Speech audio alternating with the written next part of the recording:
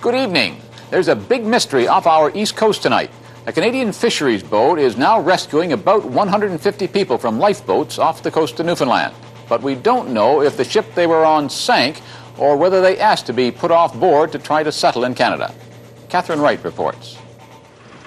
When the fishermen spotted the lifeboats, they were about 10 kilometers west of St. Shots on the southern tip of the Avalon Peninsula. There were 152 people in 2 lifeboats, mostly men, but 4 women and 5 children. Most appeared to be in good health. One man said he was Chinese. Another said he was from Sri Lanka. They said they'd been adrift for 5 days. Some people are in weakened condition. Some seem to be debilitated, and some seem to be have problems with vomiting and dehydration and so on. They said they had been out to sea 5 days. Once again, we don't know for sure if that is the case. So what happened then, there was some other longliners came in and they took these people on board.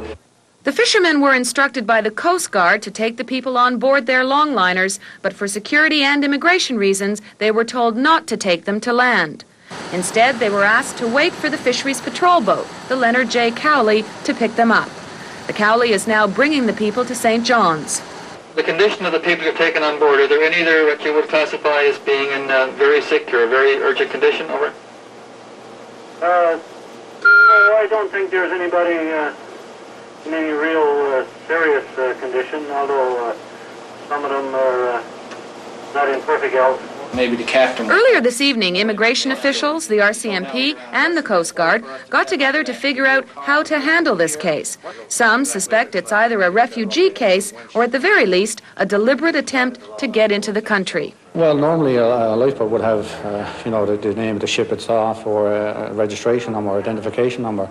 And the early reports we had are that the longliner captain that picked them up that found no markings or anything on board on those lifeboats, like they had been scraped off. So, it just makes it seem a little more, suspicious. But the Coast Guard said it received no distress signal from any ship, all the more reason to suspect there was no disaster, but that the people were in the lifeboats because they wanted to be or because they were forced in for other reasons.